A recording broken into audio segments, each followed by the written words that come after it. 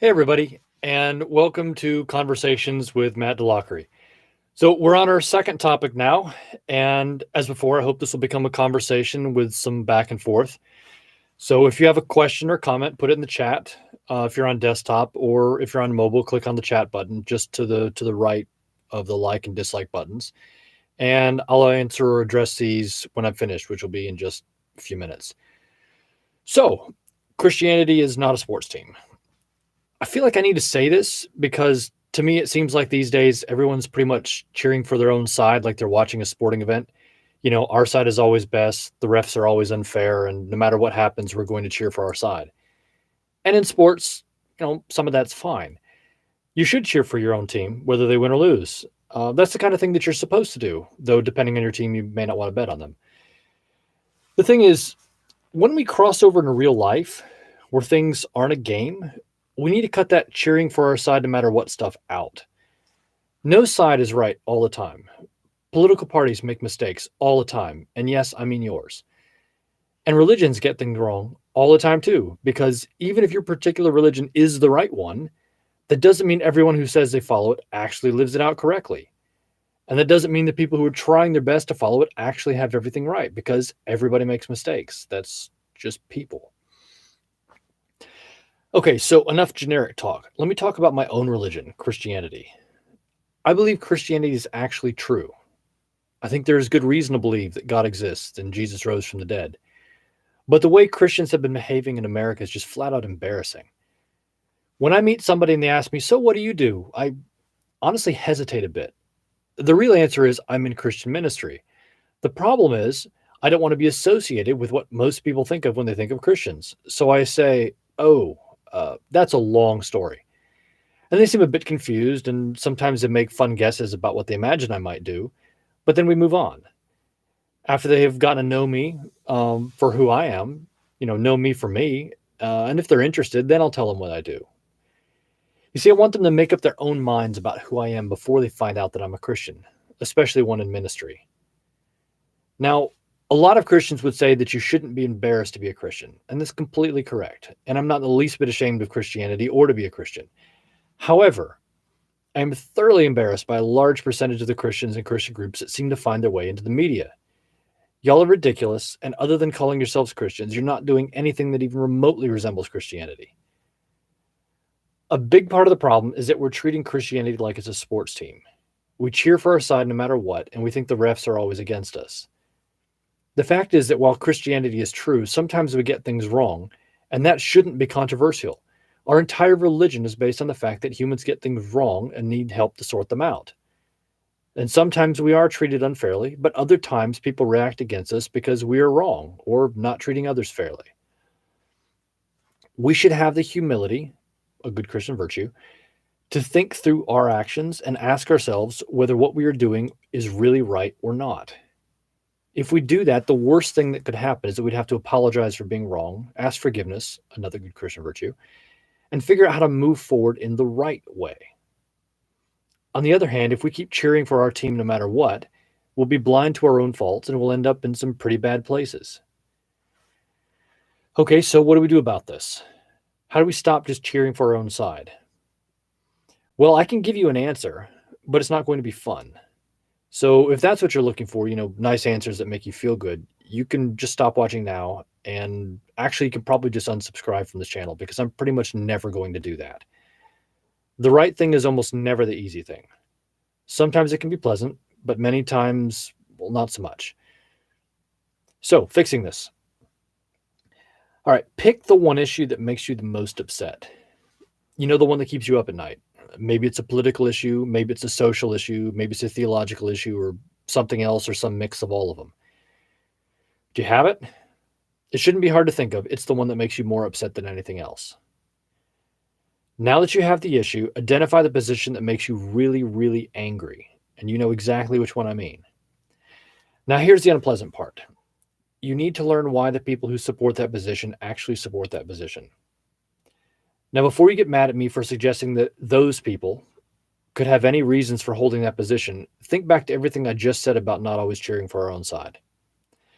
Also, take a second to realize that I haven't actually named an issue. I have no idea what's in your head. There are a few really hot topics out there right now, and many people are probably thinking of one of those, but maybe not. I actually have no idea what you're thinking about.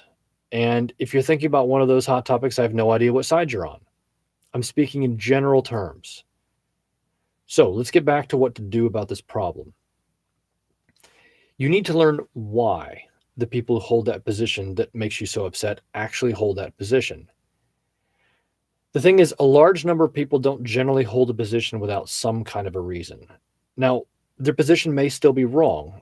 Large crowds aren't often known to make well thought out rational decisions, but they usually don't do things for absolutely no reason. There's probably a reason they hold a position you don't like, and you need to figure out what that is. But I don't want you to decide what you think the reason is for holding that position. I want you to find out why they hold that position. What is their reasoning? What is their foundation? Chances are there's something there. And just maybe it's not as bad as you first thought. Now, they could still be wrong. Absolutely. I'm not trying to say that the other side is right. Somebody's going to be wrong, and maybe it's them. But simply assuming the other side is a bunch of idiots is not going to get us anywhere, nor is it correct. I mean, they probably are idiots, but then again, so are we. The thing is, once you figure out what the other person's reasons are for believing something, you'll find out they're a little more human than you previously thought, contrary to what both the regular media and social media would lead you to believe. And now that you understand their reasonings, you'll have something to talk with them about. Because if we just divide everything up into my side and your side, then all we'll have to talk about is the fact that we're not on the same side, and there's nothing left to do at that point but fight. However, if you figure out why someone believes something, if you figure out what the reasoning is for a position, now you have something to discuss. Discussing their reasoning for a position and your reasoning for a position is how thoughtful, intelligent adults have conversations. And right now, we just look like a bunch of monkeys flinging poo at each other. We can do better. So that's what I have to say on that topic. So what you got? Questions, comments, cries of outrage?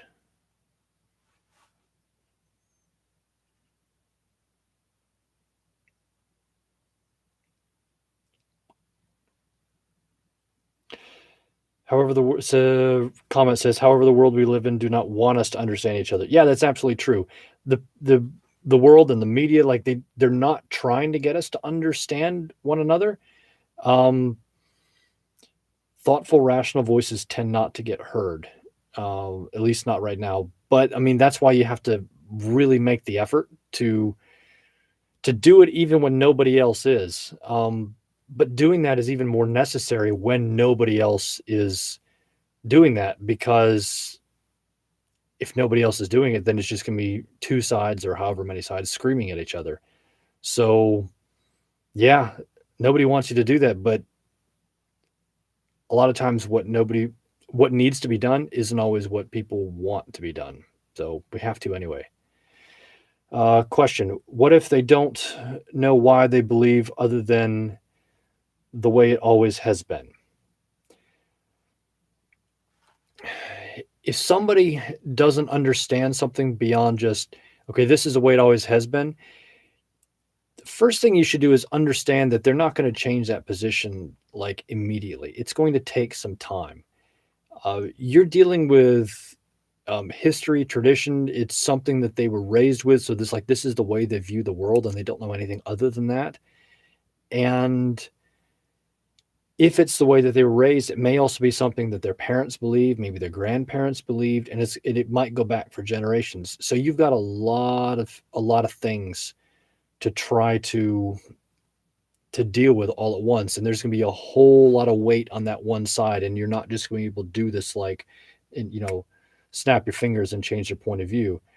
So first step is to be patient. The second is, I would think about it not as trying to change their position, but more of to use. I don't have the book near me; it's on the other side of that shelf. In a book called Tactics by Greg Koukl, an excellent book on having conversations about difficult topics.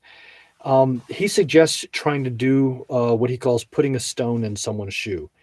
Like if you have a tiny little rock in your shoe, it's just annoying, and you can't really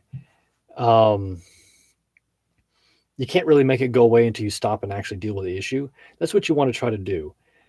Give them something, show them how their view doesn't necessarily match with what's true or the way the world actually is, and make it be something that they have to sort of just sit there and wrestle with and chew on. It can't really get it out of their head and just kind of sticks there. Sort of like one of those songs that you can't get out of your head once it gets in there. Um, but you do this with, and the only way it works is with something that's truth and good reasoning, and they just sort of let it sit and let them figure it out on their own.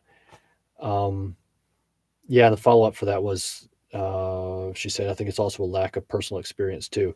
Yeah, it is also that. I mean, if you're part of this whole sports team thing is that we only hang out with people who cheer for our own side, and we don't really get to know anybody who's on the other teams.